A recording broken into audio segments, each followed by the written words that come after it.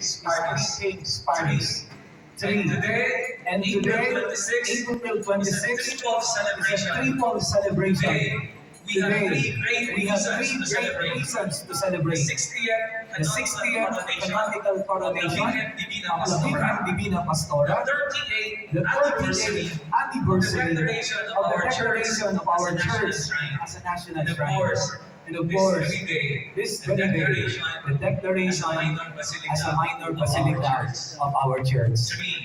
Three is the number for the day. When the word is When the repeated word is three repeated three times in Hebrew, if I remember it if I right, remember it right, in Hebrew, in it Hebrew, expresses it expresses or simply the or best, simply the and best, expresses the and fullness expresses the fullness three times. three times. Just like Mary, the Mother of God, the Mother of God, the Virgen the Divina Virgen Pastora. Today, we are so full of we are grace. so full We of thank and grace. praise our We God. thank and praise our God.